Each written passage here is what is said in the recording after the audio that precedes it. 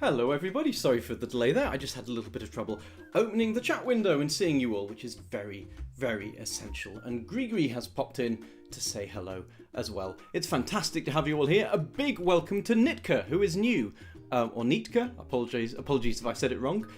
Fantastic to have you all here. Hello to Tony, hello everybody. Wonderful to see you all. This week we're looking at some creative writing. I know we do a bit more creative writing than some other things, but that's because it's my favourite thing to cover, and I guess I get to indulge myself a little bit, seeing as it's my channel. Isn't that right, Grigri? Grigri hates creative writing. It's more Dimitri's kind of thing. But sorry, Grigri, you're the one who's here. So, what we're going to be looking at this time is a really simple technique for making your writing much, much better. And I realise that it's something I've often talked about in passing, but I've never really focused a lesson on this. And I think if you follow the advice that I share today, it could be one thing that makes an enormous difference in your writing. Grigri seems very unimpressed. Why are you so unimpressed, Grigri? What's wrong? That you want to learn about creative writing? He doesn't, but you all do, so let's get... Oh, Samuel doesn't really like creative writing. He's like Grigri. But nonetheless, Samuel, I hope that you find some useful things in today's lesson that will help you to make your writing better, even if you hate it. Okay, let's get started. Grigri wants to go out. Just give me a second. I'll let him out the door. Go on, out you go. Grigri. Typical cat behaviour that, of course, having said he wanted to go out, he then left his tail in the door, which is very, very annoying. Okay, so here is the work that we're looking at today. So if you haven't seen the worksheet yet, it's worth reminding you that the worksheet is always linked in the video description, which is down here on YouTube and up here on Facebook, up there where my hand disappears. And you also get the worksheet in advance if you're on my mailing list or if you check some of the various Facebook groups that I am active in. Okay, so the following passage is descriptive, but it reads like a list of unconnected observations. Now, this is something that I see all the time from really talented young writers who send me their work. And by the way, you too can send me your work for feedback. They send pieces that are really, really beautifully written with lots of lovely observations, but they don't really connect. There isn't really a sense of things flowing together. And I often find myself saying, try to make your work read a little bit less like a list. And that's what we're going to be focusing on today, how to make your work less list-like and more like a really powerful, connected impression. Okay, carrying on with the instructions. Rewrite it, including all the ideas already given to you, but making them more developed and finding ways to connect some of them together. Your aim should be to produce a flowing description that gives a stronger sense of the workshop, that's where this is set, as a place, rather than just listing lots of separate things that can be found there. So I'm sure you have at some point in your career written a piece of writing that's basically, I saw this, I saw that, I saw this, I saw that, maybe even, I heard that, I saw this. How do we join it together? You may break your work into paragraphs where appropriate, because there's no reason to write a block of text just because I've written a block of text here. Your work will probably be longer. And if you haven't had a go at this task already, do have a go at it after this lesson or tomorrow or at the weekend. See what you can do based on the things that I do in this video. Sakomba says, you sound so formal. I'm a very formal person, Sakomba, and I expect to be referred to as Sir at all times. Okay, let's have a look through the text that we have here. The workshop was dark as she entered. The first thing that struck her was the heavy smell of mould. So far, this is fine. On the bench was a saw, and as she drew closer, she saw that there were bits of wood stuck between its teeth. Interesting. There was an anvil in the corner. Okay, nothing about the saw anymore. I wonder what the anvil is doing. A rustling noise. Okay, nothing else about the anvil. A rustling noise made her turn sharply, but two little points of gleaming light reassured her that it was only the cat. Okay, what about the cat? On the floor was a padlock crate. Okay, no idea about the cat. What about the crate though? Why is this interesting? Then a cough made her look up. Okay, no idea about the crate either. And with horrified realization, She saw her father's silhouette in the doorway. Dum bum ba da bum. Okay, so this is a good piece of writing. So the starting point is to say I do not think this is a bad piece of writing. And if you're looking at this and thinking, I wish I could write something that good, I'm not suggesting that this is at a bad level. What I wanted to do was present you with something that was in many ways good, but a little bit unconnected. This keeps referring to things without there being any particular reason for it. Why do we talk about the saw? Why do we talk about the anvil? The cat comes in, but then the cat just disappears and has no further relevance. There's this padlock crate, but again, nothing else is said about it. So there are some really interesting things here, but they could be a little bit better connected. And that's what I want to look into. Now, when you're looking at connecting things, of course, it's really natural just to add lots of thens and nexts and so on. Those aren't real connections. Those are cheats. The real connections are things that create a sense of flow. And not everything needs to connect to everything else, but there does need to be a sense that things are joined together. Now, there is a writing space underneath, because of course if you got the worksheet, then you would have, you wouldn't have been able to rewrite this text. But of course I'm on a computer, so I have the magic power of being able to edit what's in front of us. But we want to be able to refer back to it. So what I'm going to do, I am going to copy it, and then I am going to paste it below. The magic of technology. New version. Okay, so we've got the original version and we've got the new version that we are going to edit. So we're going to focus on the new version, but then I can get rid of this nonsense, but then we can pop back up whenever we want to compare to how it was originally. I don't think this is going to be a massively long lesson, by the way. I don't think there's going to be a vast amount to do to this. What I want to do is do enough to show you the technique that I'm applying to make this work, because you'll start to get the hang of the fact that I am doing something pretty simple to make some quite big differences in this text. Okay. The workshop was dark as she entered. Now I want to start with a really obvious thing, which is that sometimes you don't need to change anything. Simplicity is good. This is a very good sentence. It's simple and it's atmospheric. And just because this is a lesson about editing the text, it does not follow that everything needs to be edited. I'm going to leave this sentence alone. The first thing that struck her was the heavy smell of mould. So it struck her, so a nice powerful impression. And there's some description, it's a heavy smell. So you can imagine that mouldy smell that's kind of thick in the air, and you almost feel as though it's clogging up your nose and your face, and it's all kind of disgusting, as though the unhealthiness is flowing into you. So this sentence conveys that, perhaps not all of it, but you can get those ideas from it. The first problem for me comes in with this transition here. The heavy smell of mould, okay. On the bench was a saw. That isn't wrong, but can we do anything else with this smell of mould?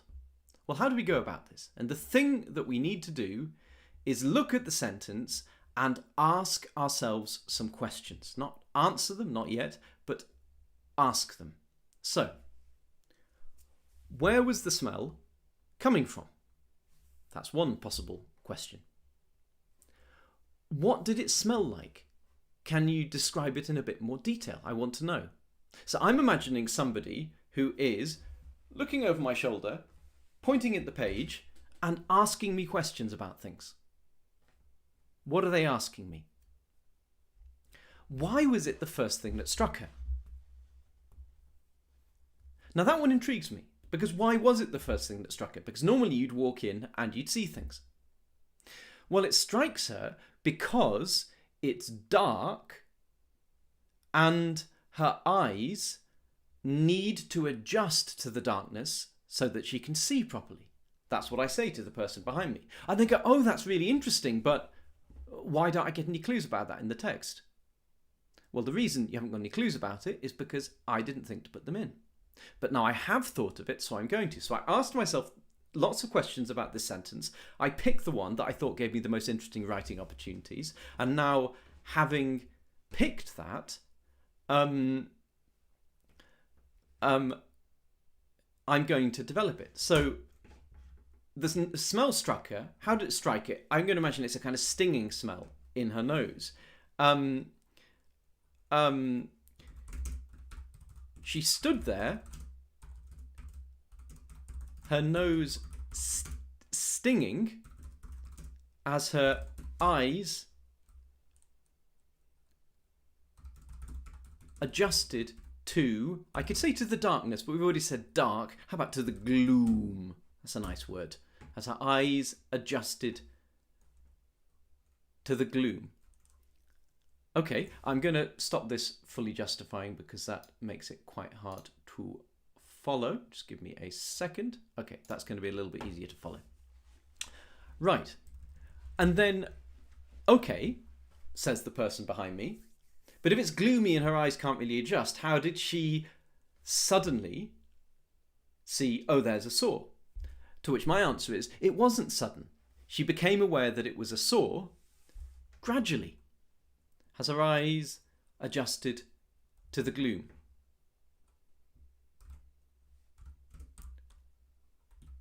At last, a saw would be jagged, a jagged shape, a jagged outline, because she's starting to see things as outlines, then her eyes are adjusting and they're becoming clearer. What does it mean that her eyes are adjusting? It means that her pupils, which were very narrow when it was bright outside, are widening to let more light in, so she can start to make out things in the darkness. And there's a physical process of the muscles in your eyes opening out your pupils, and it takes a little while. At last, a jagged shape on the workbench, okay, how can we say this? Resolved itself into a saw. And as she drew closer, okay, the person behind me says, fine, but why is she stepping closer when it's dark and it might be really dangerous? She might trip over something. As she carefully stepped closer, so my answer to the person behind me is, because she did it very carefully. At last, a jagged shape on the workbench resolved itself into a saw, and as she carefully stepped closer, she saw that there were bits of wood stuck between its teeth. So that's where we're up to so far. Now, if I'm proceeding quite slowly with this, it's because I haven't prepared this at all. That's what I prefer to do generally with these creative writing tasks. I want you to see me thinking about it, and so I don't tend to come up with a model answer in advance. I want you to see me coming up with things. And if that means that it's less good, then that's fine, that's no problem. But I want you to see the thought process in action. So you can see what's happening. I'm asking myself questions about everything, and then I'm picking the most interesting questions and I'm coming up with answers to them. In a way, it isn't just me writing. It's me and the version of me who's leaning over my shoulder asking questions. There's question me and there's answer me. And that's the mindset that I think all of you, frankly, could bring into your writing to make it more effective. Because the reader is also asking questions as they read. And you're going to give them the most satisfying, the most immersive experience if you're thinking of some of those questions yourself and choosing interesting ways to answer them, rather than just saying this, then this, then this, then this. Okay, because we're about halfway through, we're racing along, I'm just going to take a moment to look at some of these comments. Miftal Chowdhury has written, Dimitri stretched his arm out to grab Robert by the leg. I will turn you into Robert Pizza, said evil Dimitri. Robert saw Hans and Grigri. Oh, you brought Hans back to life. I'm very touched. Robert saw Hans and Grigri, each holding a rolling pin. Maybe I'm not touched. He'll be turned into pizza. Goodness me. What on earth are you people... Goodness me. I don't know what to say to that. This is an extremely violent cat-based fantasy. Chandran iPad with an absolutely brilliant question, actually. Is it better to think aloud than in your head? Well, if the questions are just as good and the answers are just as good, then frankly, it doesn't matter. I think while you're getting used to this sense of dialogue, it might be worth doing some of it out loud. Obviously, I'm doing it out loud because otherwise you wouldn't know what I was thinking. So I have to because this is a live stream and it's YouTube and so on and Facebook. But yes, if you wanted to do this aloud, that could be very useful. I always tell people to read their work aloud anyway. Maybe warn your family what you're doing before you do it, or they'll think that you're going a bit Fruit Loopy. But yeah, I think that's a really, really good idea. Okay. Right. Let's push on. So, there's this saw on the workbench, and there are bits of wood stuck between its teeth. So what questions might the reader ask about this? So they might say, why are there bits of wood between its teeth? To which I say, stop asking stupid questions. It's really obvious why there's wood stuck between the teeth of a saw. And they go, oh, okay then. And they think of some other questions to ask. So by the way, just because there's a question you could answer doesn't mean that you must. Because there are some questions that the reader is perfectly capable of answering for themselves. And that's an example of one of those. We don't need to know why there's wood stuck between the teeth of a saw. Obviously, because it's been cutting wood and it hasn't been properly cleaned afterwards. I mean, self-evident. So that's a question that I'm ignoring. That was silly Robert behind me asking that question. Okay, now, smart Robert here is going to carry on. So, silly Robert behind me says, I've got more questions. They say, if it's so dark, how did she see the wood stuck between its teeth? Yeah, silly Robert, but we've already established that her eyes are adapting to the darkness. She's also drawn nearer to it. I think the reader can work out that it must be just about light enough for her to see it. All right? Ask me another question. All right, so another question. What was this saw like? What did it feel like? What did it feel like? Why do we care what it feels like? Well, if it's kind of rough and rusty, then the stuff in this workshop isn't very well looked after. And that tells us a bit about the atmosphere here. And maybe it explains why it's mouldy, because everything's kind of, okay, yeah, I get the point. That's actually quite a good question. So to give Silly Robert credit, that was a good question. And it does give me something interesting to talk about. And here is the other part of my magic tip that I wanted to share. So one is asking yourself questions about things and picking the ones that give you something interesting to say. The other is think about questions that are going to bring some of the, oh yes, I say this so often, 5 senses into play. And this is going to be an interesting one because it's going to allow us to use the sense of touch. So thank you, Silly Robert, for asking what this saw felt like.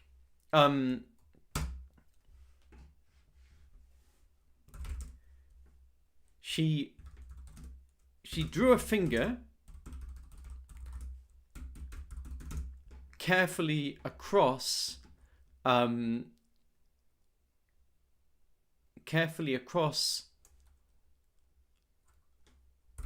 its flat surface.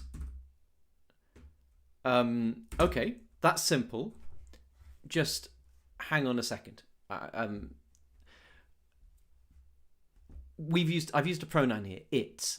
So when I do that, I need to make sure that it clearly refers to the thing I want, which is the saw. So let's look back at the previous sentence. At last, a jagged shape on the workbench resolved itself into a saw, and as she carefully stepped closer, she saw that there were bits of wood stuck between its teeth. And I've noticed another thing there, but first of all, yes, that will refer to the saw clearly and not to the workbench. So I say across its flat surface. But I've noticed something in my last sentence, and this is the way that writing works.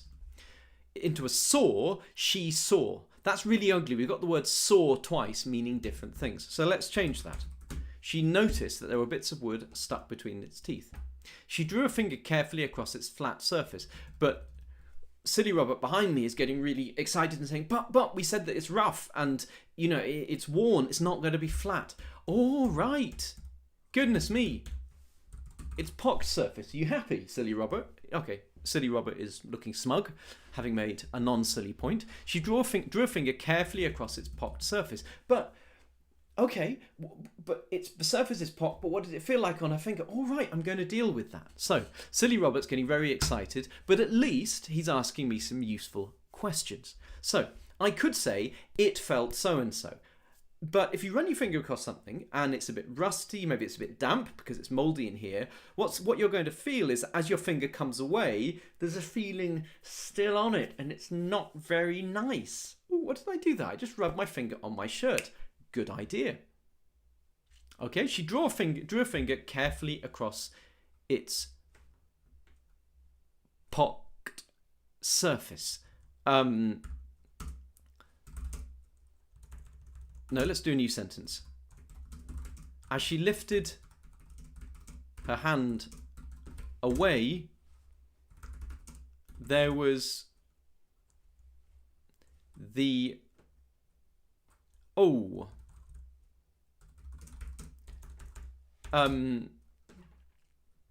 there was the damply powdery, I'm not sure about that, sensation of rust still on her skin. As she lifted her hand away, there was the damply powdery. No, that sounds horrible. Oops, I don't click that window. I should click over. I'm clicking the wrong thing. There was the damp, powdery sensation of rust still on her skin. Okay, what about damp? Let's go for one of the words that I most hate. The moist. Moist. Ugh, disgusting word. Imagine someone refers to a moist cake. I absolutely do not want to eat it. Okay, but for that reason, I feel that this is particularly effective. As she lifted her hand away, there was the moist, powdery sensation of powder, not powdery, powder is dry, grainy sensation of rust, still on, against. There was the moist, grainy sensation of rust against her skin. Okay. So, we've really developed this idea now. Let's read what we got so far. The workshop was dark as she entered. They had that. The passage had that in the first place. The first thing that struck her was the heavy smell of mould. She stood there, her nose stinging as her eyes adjusted to the gloom.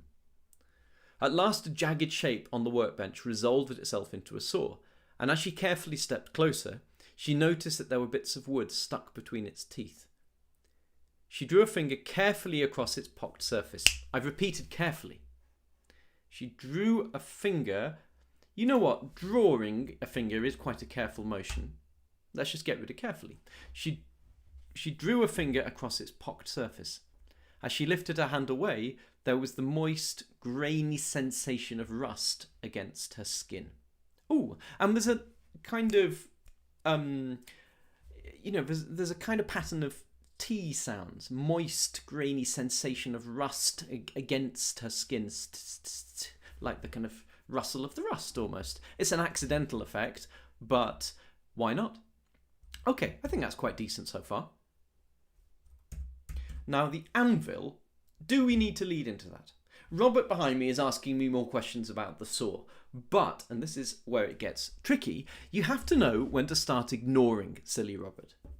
So we have spoken about this saw a lot. This text is not about the saw. The saw is just giving some atmosphere. It's helping us to understand the rather neglected state of the things in this room, the rather wet, unpleasant atmosphere. It shows us about her curiosity, the way that she isn't immediately scared that someone's going to turn up behind her, the fact that she's drawing a finger across it and so on. It's useful, but it's now fully accomplished its usefulness and it's on the verge of outliving it.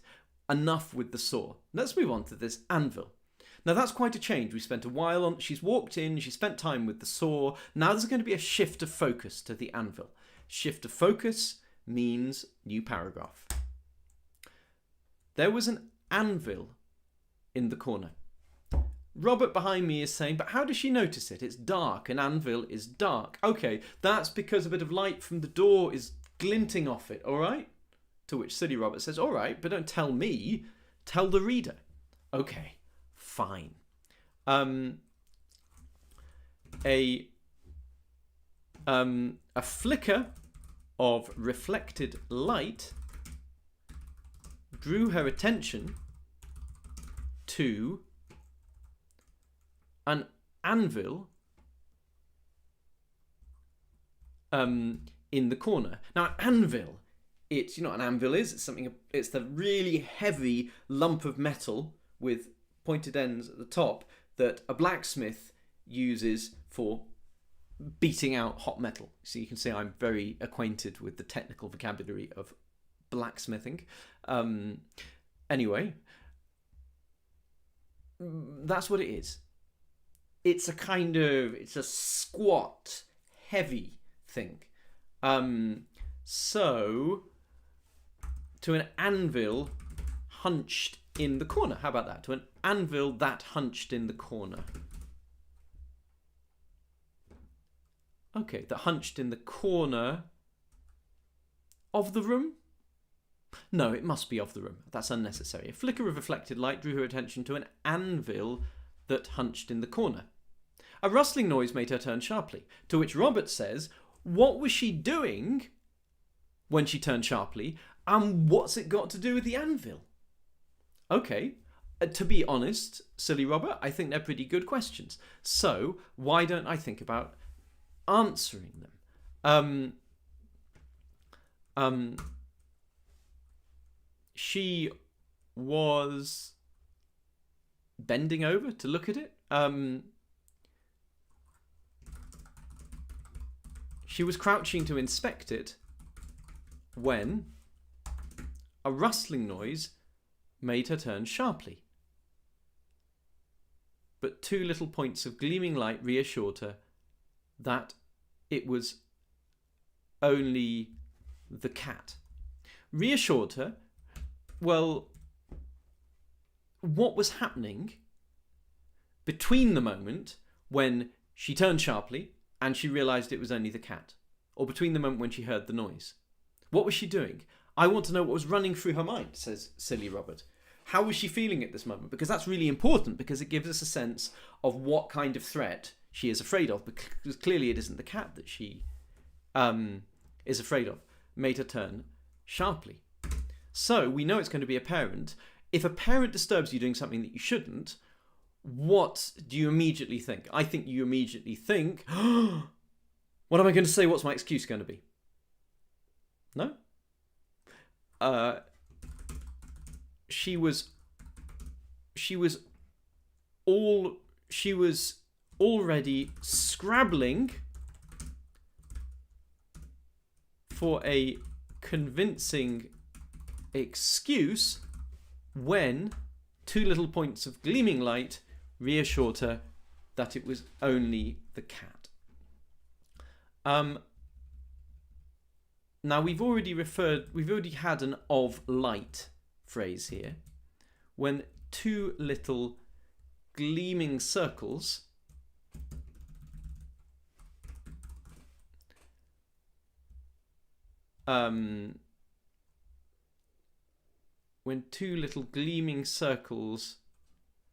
reassured her that it was only the cat. When the sight of, it isn't the cat that reassured her, it's the sight of the cat. Of two little gleaming circles reassured her that it was only the cat. Okay, and then we're going to move back to looking at an object. So we've had the anvil and crouching and being scared bit, and now we've got another sub-scene coming. New paragraph. Let's read the one we just written. A flicker of reflected light drew her attention to an anvil that hunched in the corner. She was crouching to inspect it when a rustling noise made her turn sharply. She was already scrabbling for a convincing excuse when the sight of two little gleaming circles reassured her that it was only the cat. Okay? We're nearly there. On the floor was a padlocked crate. Then a cough made her look up. Okay. So, on the floor was a padlocked crate. To which silly Robert behind me says, what's the padlocked crate got to do with anything? To which I say, maybe she was bending down to look at it when the cough made her look up. But then silly Robert says, but that's really boring because she just looked down to look at an anvil. What is this? She just goes around the room looking down to look at things, then gets distracted, then looks down, then gets distracted. I mean, come on. Is this progressing the plot? To which I reluctantly say to silly Robert, you've got a really good point. Sometimes the best thing to do with a great idea is to accept that maybe it was a great idea for a different story.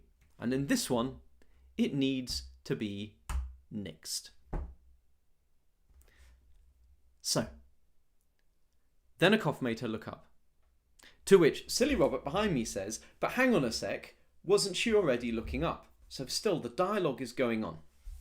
And that's a good point, because she did look round. But if she's looking at the cat, she was probably looking relatively downwards.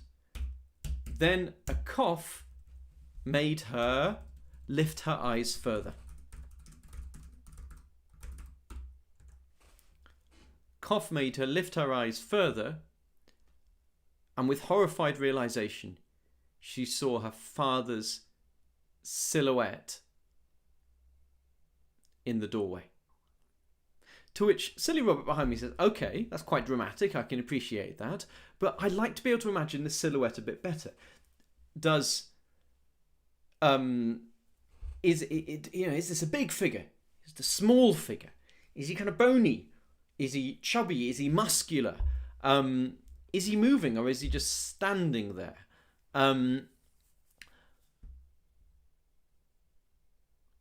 What's he doing? I think, if nothing has happened yet, he's just turning in to the doorway. So her father's silhouette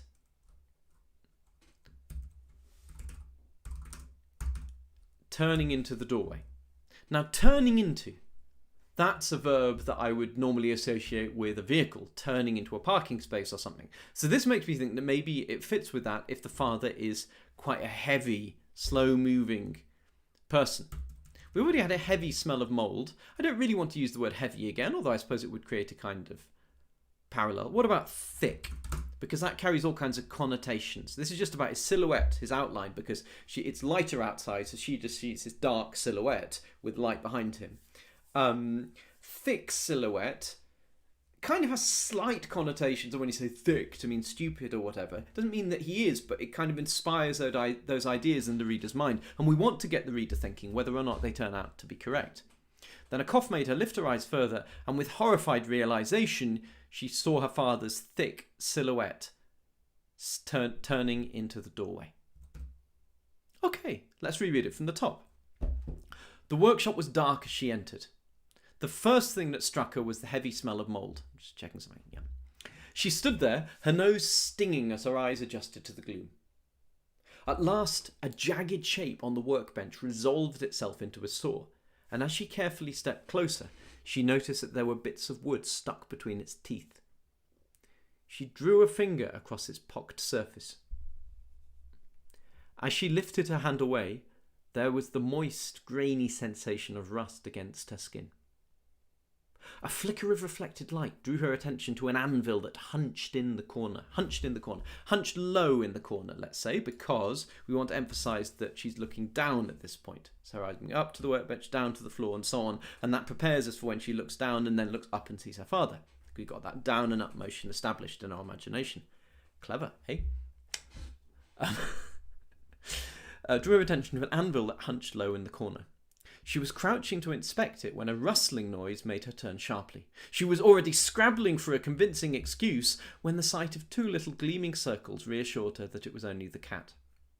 So we think she's safe, but then a cough made her lift her eyes further, and with horrified realization, she saw her father's thick silhouette turning into the doorway.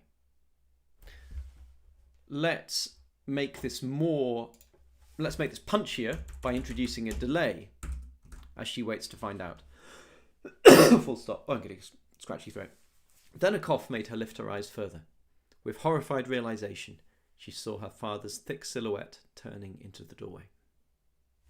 So we've gone from this to this, which I think feels more like a story.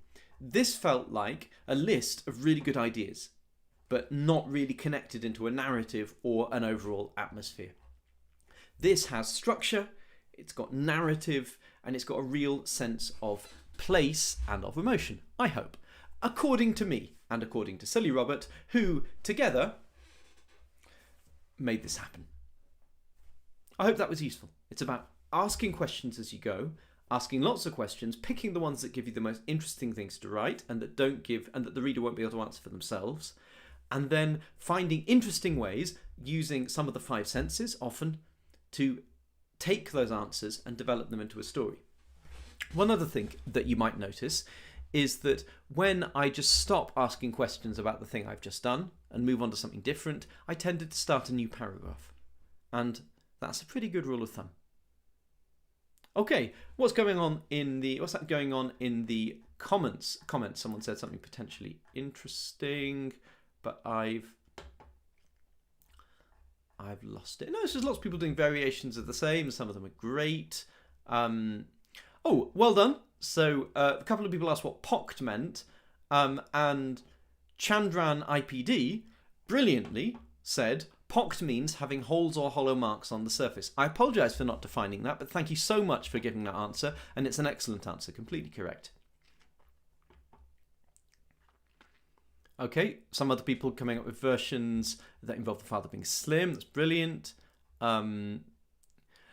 Now, somebody, I'm not going to give a name because, well, no, come on, you phoned something out. It's great. I'm still going to suggest alternatives. But Tops A says, Robert, say she saw her father's big muscular silhouette in the doorway give her a trickle of dread. The couple of things about that I wouldn't do quite in the way that you have.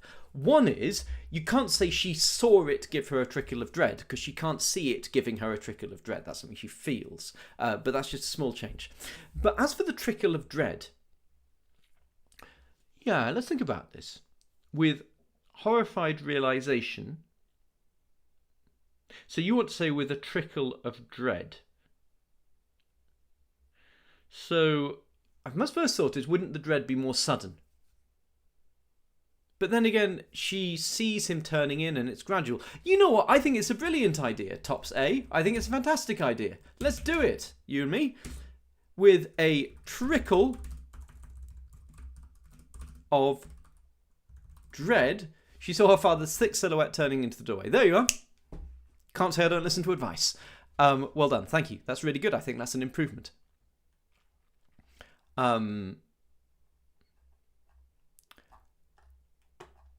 Welcome to Pornima, who is new. Fantastic. All right. Let's get on to the...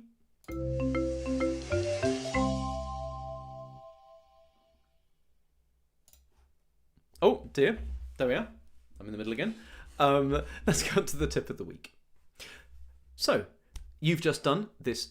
Well, we have done this piece of creative writing together. You are no doubt going to be inspired and you're going to go out and write your own version afterwards. And then what do you do to find out whether it's brilliant? Well, of course, you send it to me for feedback because I have an ongoing offer where you can send a piece of work to me for completely free feedback if you haven't done so before. And I give my comments in little videos, little voice comments. It's always for me. I never farm it out to other people. And yeah, a lot of people find that very useful. Of course, you can keep doing it as a paid service, but I offer this completely for free to people the first time that they send me a piece of work. If you want to find out how to do that, then in the video description, there's a link to my free marking offer. Have a look at that. So go away from this lesson, write your own version, edit it a couple of times, make it really fantastic, and then you can send it to me for feedback, and I would be delighted to see it. So that is my tip of the week. Take advantage of the free service that I offer. Let's see whether there are any.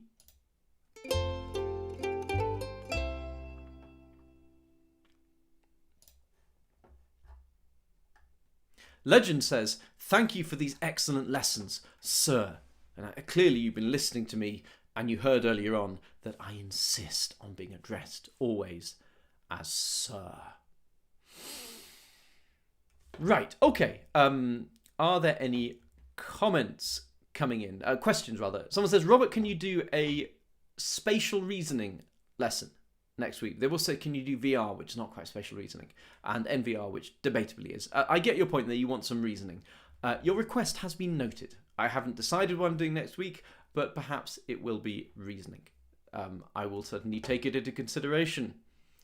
Someone says I should collab with iShowSpeed. I have no idea who that YouTuber is, so maybe you're messing with me, or maybe it's a really good idea. I don't know. Socumba says, how do you measure the words you write? You're talking about a question that says write about X many words, aren't you? Normally that will happen in an exam where they have given you an area of writing space. That might be a guide. But a really easy way to do it is to write a line or two, take the average of the number of words on those lines, and then just say, okay, so I'm writing 12 words a line on average, more or less, doesn't need to be exact. So 10 lines will be 120 words. You see what I mean? You can work it out like that. Then the examiner is not going to count every word. They're just talking about getting it in a rough ballpark. So working out the rough number of words per line and timesing it by the number of lines is a pretty good way to do that. In general, in an exam, if they ask for a number of words, they're not taking it, they don't mean it precisely. They're using it to give you a benchmark. What I often say is that if you've got a story task or an essay task and they're giving you 30 to 45 minutes, that normally means that they want, ideally, about a page and a quarter of normal writing where you don't leave a blank line between paragraphs. If you do leave a blank line between paragraphs, a bit longer, that kind of thing. And certainly you should definitely be filling a page, assuming that you don't leave lines between paragraphs. That's for a sort of 30 to 45 minute piece. A page to a page and a half of normal A4 line paper with one margin, such as you would get in your local branch of WH Smith's or whatever. But yes, in terms of numbers of words, the easiest way is to know roughly how many on a line and then work out how many lines you need with a pretty simple bit of mental maths. Michael E. Gospel says, thank you so much. I have passed my 11 plus. Well, I'm really honoured that you're back here to learn more. That takes some serious dedication and many, many congratulations. Sri Hari hasn't been back in a long time. Well, it's fantastic to have you back at this point. In an exam, would you suggest writing in pencil or pen for creative writing? Kind of depends. I don't have a strong view on this. Sometimes exams will require one or the other. All that really matters is that it's clear. So my objection to pencil is that sometimes it's really faint and hard to read. So if that's happening, you maybe need a different calibre of pencil. My objection to pen is that when people are doing loads and loads of crossing out and editing, it can just become an absolute nightmare to read. So you need to choose the option that's neat for you, but also sometimes you just need to do the thing that you're told to do in the exam, because sometimes they tell you to use pen. I'm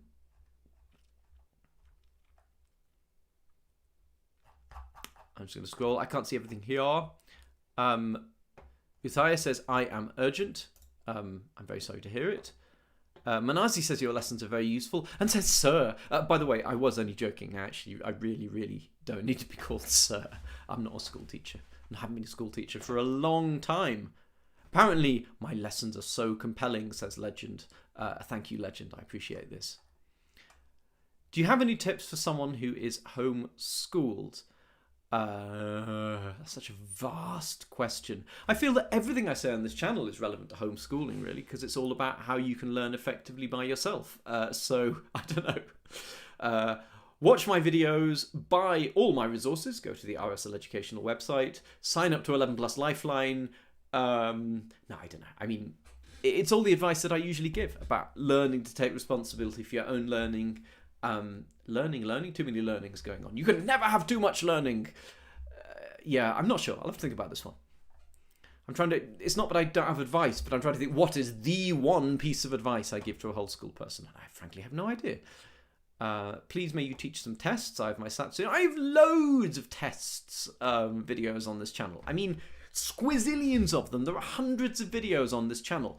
Have a look through the channel. Go to the homepage, or cunning pro tip, linked in the video description, is a list of all of my videos. It's called Video List. Can you believe the creativity going on here? So pop to that sheet and you'll find all my videos. Janatul says, thank you for helping me with my exams. I am honoured.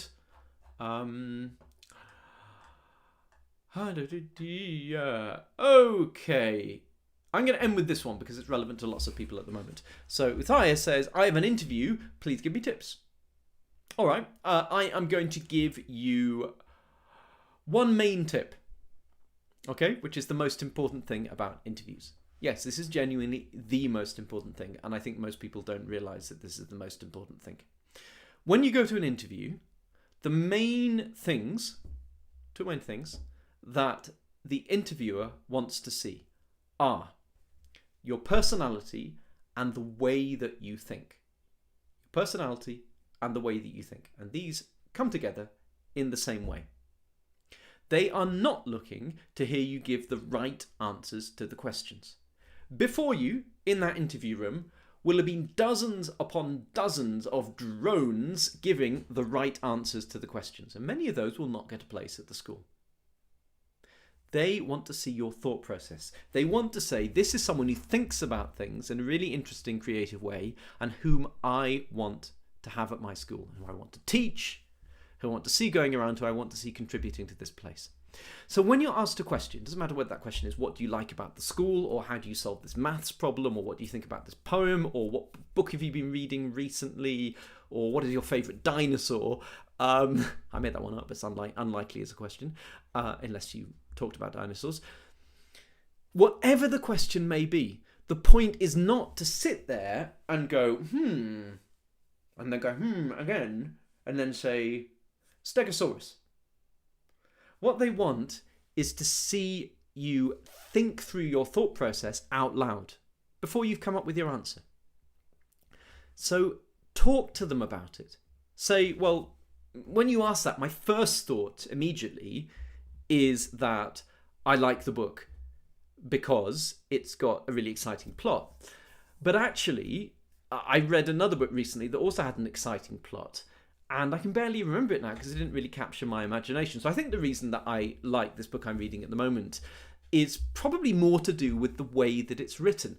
And I do find that the characters really draw me in. Not so much because of what they do, but I think because of the things that the characters notice. So for example, there was a scene, I can't remember exactly what happened, but this character was just immediately caught by the glint of light from the anvil that hunched low in the corner of the room. And I thought, yeah, that's the kind of thing that I notice as well. And it made me really relate to the character. And I think this is actually what I most enjoy in books now that I think about it. And to be honest, I hadn't really thought about it before this interview. I really like it when characters relate to the world around them in a way that I can recognise. So I think, yeah, this is a real person who spots things. And so I want to find out what happens to them because I think they're a bit like me. Now, that was not the right answer. I completely made it up right now. Many of you could make up a better answer. But what I wanted to show is that I was showing you my thought process.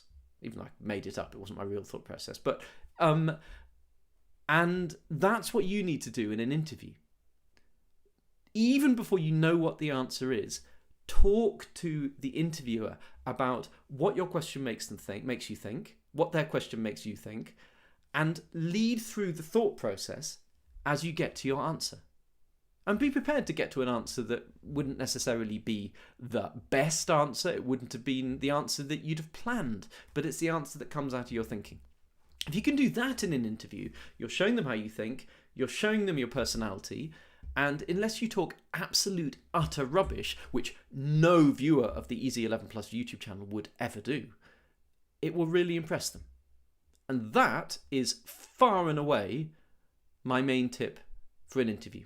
It may be obvious going with that another thing I would say is do not prepare answers. Because prepared answers are rubbish, even if they're good. And you won't show yourself thinking naturally, and you will sound like you cooked up the answers with your parents, and you will sound like everybody else. So do not prepare answers. Think about some of the things you might talk about, but do not prepare answers. Instead, show them how you think. And that is how you do an interview. It's really as simple as that. All right, this has been going on for a fair while, but not as long as sometimes. That means that I'm going to call it a day. So it's been absolutely wonderful to have you. I hope this lesson's been useful. I've enjoyed it, as I usually do when it's a creative writing lesson, and I hope you have enjoyed it as well. And if you didn't, tough luck!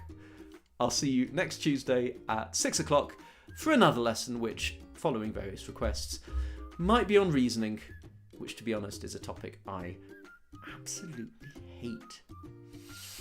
What can you do? Alright, I think you can stop staring at the screen now.